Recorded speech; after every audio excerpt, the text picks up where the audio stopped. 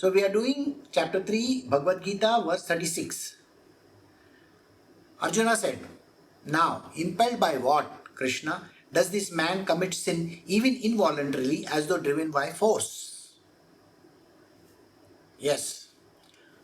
Why do sins happen? But you say that, see how the way in which Arjuna is asking this question is also very valid. You also will agree with it. Then there is sin associated with doing something. And you are saying that this sin which happens, is it not driven by destiny alone? Did you get the point? If destiny is driving this person to do something, then where is the chance of he making an error? Do you get the point? Destiny is driving them, isn't it? If you as God is driving them towards doing something and sin happens along the way, how are you saying that this sin happens? It should not happen, no? It should not be sinful, because if destiny is driving and you are driving, Shri Krishna is driving the whole thing, then why should this problem occur? It's a valid question. Alright, so we will find out what Shri Krishna says. We are doing chapter 3, verse 37 of the Bhagavad Gita. Shri Bhagavan said, "It is desire, begotten of the elements of Rajas, which appears as wrath, nay, it is insatiable and grossly wicked. Know this to be the enemy in this case." It's such a wonderful thing. Believe me, this verse is explaining so many things to us. He says, the whole thing starts from the word desire. If I tell some person, write this, do that, something, okay, eat this food, and the person says to himself, I don't have the time just now, maybe I will do it tomorrow.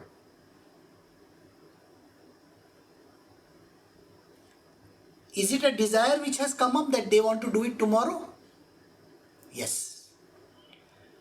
Suppose I say to that person that, eat this food, and the person says, I can't eat this food.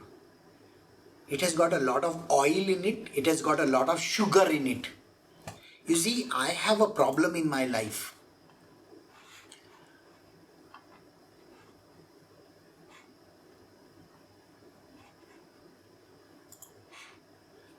And the problem in my life is, I am suffering from high blood pressure, I am suffering from sugar problems, I am suffering from, I can't digest this kind of a stuff, and he is telling me eat this. How can I eat that?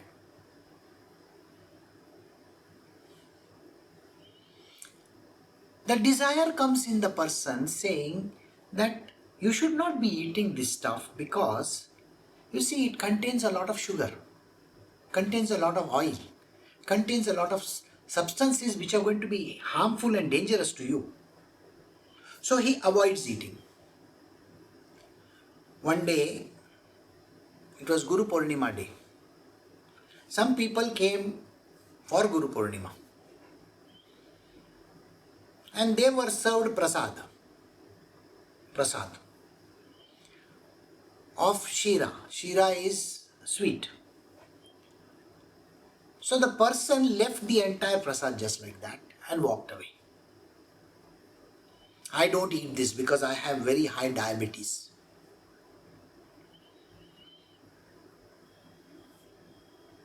So there is something which the desire says that I want to be healthy, so I am not going to do this. Shri Krishna says, this appears as a wrath. The wrath is, how is the wrath coming in this picture? Let me tell you how it comes. When Guruji knows I am suffering from diabetes, why is he giving me this?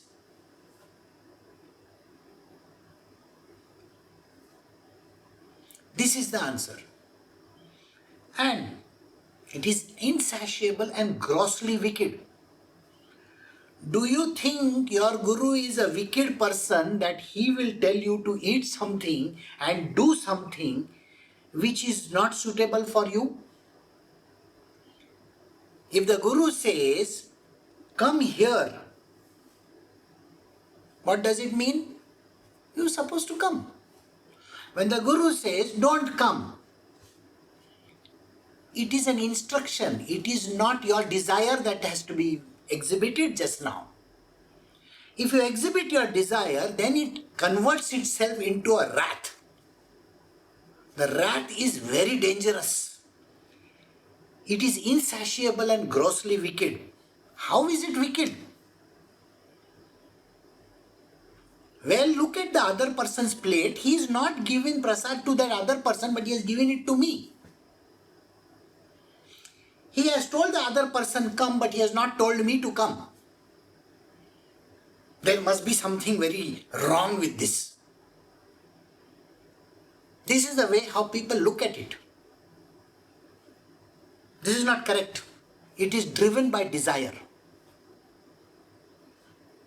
So Shri Krishna is saying that it is the desire begotten from the element of rajas. It is a rajasic thing in a person. Why should I do this? Why should I not do this? Why is this like this? Why is that like that? And the person is driven by wrath. Suppose there is another individual who is not doing something to your liking. Oh, what does he think of himself? Oh, he talks like this. Is that so? It is your desire that the person has to talk this way? You are mistaken. If there is a snake, he has to do hissing. Psst, he will do. You don't expect a snake to be lovey-dovey. That is your problem, not the snake's. You can't expect a pig not to roll in the dirt. You think the pig has to walk on 2 feet, like this, like a dainty person? That is your mistake. If you think the dog is not supposed to keep on roaming here and there and dirtying himself, your mistake. The dog is supposed to do that. Likewise, human beings are programmed for certain purpose. And that program is valid. So please don't come up with this kind of an understanding that that person is not supposed to do something like that. Who are you to dictate terms? So always ask yourself, do you think I am as big as God to dictate terms that this person has to behave like this? No. It is your desire which is causing this anger in you. So first and foremost, control this desire of yours. Be a very moldable person. Somebody who literally melts, then he can be molded into a shape. So the Guru's job is also to get people who can be molded to his way of driving this world. Then they will be the best example in this world. Otherwise, if you are going to be rigid and if you are going to be angry, you are going to be upset, then it is not going to serve the purpose. If desire begotten of the element of rajas which appears as wrath, the desire is always wrath. It is wrong. It is terrible. Please don't do this. It is insatiable and grossly wicked. All desires are grossly wicked. A simple, stupid desire of I want to become enlightened is also stupid. You don't have any choice in that. Some people feel that, oh, I deserve this. Who do you think you are that you want to deserve something like that? You are nobody. Be that someone, then the Divine Lord will give you what you are supposed to get. Why is that person rich and why am I poor? Well, you deserve to be poor, that is why you are poor. The Lord knows what He is supposed to give you. So, but your desire is going to give this kind of a thing. He says, why didn't I get it? Why is he getting? Why is she getting? Why are they doing like this? And I am not getting it. So Shri Krishna is very clear in saying, it is the root cause is desire, and where this desire comes, we are going to see. Know this to be the enemy in the case. This is the biggest enemy of mankind, the desire which drives you to anger. In chapter 2 we have done this verse. If you remember, where Shri Krishna says how anger comes about. The desire is the root cause of it. So now we will move to the next one. So we are doing chapter 3, Bhagavad Gita, verse 38. As fire is covered by smoke, mirror by dust, and embryo by amnion, so is knowledge covered by desire. This is a very tricky line. You see, a fire which is there in a log of wood, there is a lot of smoke around. You cannot make out that there is fire. Likewise, everything in this world is covered by something. Like the mirror can be covered by dust. You cannot see the mirror properly. You see, if there is a person in front of you, that person is having a very ugly looking face. So you may not even look at that person. It is covered by means of something. So what is this? The knowledge, the beauty of the person is covered by ugliness. Did you get it? The beauty of the person is covered by ugliness. This is the line. So knowledge, which is so effulgent, which is the beauty in a person, is covered by desire. So any desire that comes in your mind is going to cover up this whole knowledge. So if you say to yourself, I want to be rich, I want to be very, very famous, I want this, I want that, I want to make a lot of money. Well, it is desire. What is desire going to cover? The true knowledge that is there within you. It will never make you rich.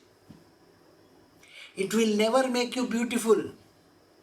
It is never going to give you that thing which you are thinking, I want this. So if there is a person who believes, I need to look good. I am so ugly. I am fat. I need to become slim. Think what is being said over here. I look ugly. My desire is to look good. Did you see this? I am fat. I need to lose weight. I don't know this. I don't know this. If I tell somebody, do you know how this is done? And the person says, no Guruji, I don't know how it is done. And the desire is what? I wish I knew. I wish I knew. It's a desire, the wish that you have is a desire to know. What is the answer here? The answer is the knowledge is within you. The beauty is within you. The thinness is within you. By expressing a desire, you are destroying the whole thing. There is no need for you to open your mouth and keep on desiring nonsensical stuff in the world. I want to own a Mercedes Benz. I want to own a BMW. It's a desire. You won't even own a taxi or even a bicycle for that matter. You're going to be poor all your life because that knowledge which will give you this Mercedes Benz or BMW is being covered by your ignorance, which is nothing but your desire. So when people have this great idea that I need to become very, very rich, then I will show this world. They are the biggest idiots in this world because they can never become rich. Because they can't show the world. It is not in their hands to show the world. This kind of sentences come from many people's mouth. I will show this person who I am. You will show this person? It's your desire to show that person? You will never get it. This is what Shri Krishna is telling. He says, your job is not to have this kind of stupid desires. Your job is to do your job. So if you are here to fight a war, fight a war. Don't keep on saying, I want to win this war, I want to get this kingdom, I want to defeat everybody. It's desire. Your job is to do your job. Period. Otherwise, the knowledge which you have of fighting this war will be covered by means of desire. Desire will never let you do anything in this world. So I have people who will say, I want to make a lot of money. I want to be the happiest person in the world. Never. Because you are saying, I want this. I desire this. It's a desire which is going to cover your knowledge. The knowledge which will make you beautiful, the knowledge which will make you rich, the knowledge which will make you the king is going to get covered because you have insatiable desires. The desires which are insatiable and grossly wicked. In the previous verse he says these words. Any desire which is there in a person is actually full of wrath, anger. And this anger filled wrath, is the root cause of all these kind of failures in this world. So don't go in that direction. We will do one more verse because we have a few more minutes. We are doing chapter 3, Bhagavad Gita, verse 39. And Arjuna, knowledge stands covered by this eternal enemy of the wise, known as desire, which is insatiable like fire. Knowledge is always going to be covered by this desire. If you have the knowledge within you, why is it not shining? The knowledge is within you. When a person says that I can do this but doesn't do, their knowledge is there but it is covered by ignorance of desire. So the desire, I want to be rich, I want to be famous, I want to be this, I want that, it's never going to give you anything because you are going to be angry and upset of other people. Because they got it and you didn't. So this knowledge will stand covered. But the knowledge will never come out. It is always going to be covered. You will be the ignorant person. You will be exactly like something which is covered by dirt. So there is a diamond lying in a heap of dust. It is covered by years and years of all the grime and the dust that has accumulated on top of it. How can you see that it is a diamond? Can you understand that? You can't. Same way, people are searching for different gold and lithium and all these things. Where is it? It is inside the earth. You have to first dig for it. Clean the whole thing up. Then only you can go to the gold or dig for that. So knowledge is that gold. But the knowledge is covered by years and years of desires, ignorance. And that is why you cannot reach it. So he says, knowledge stands covered by the eternal enemy of the wise. The wise can become stupid very soon if they have a desire. Did you get that? A wise can become a stupid person if he has a desire. You see, if a person has become a sadhu, okay, and then he has a desire that I want to get married and settle down, it's a desire. Your job is not that. Your job is to be a sadhu. Be that. A person's desire is going to drive them towards failure. Please remember these words.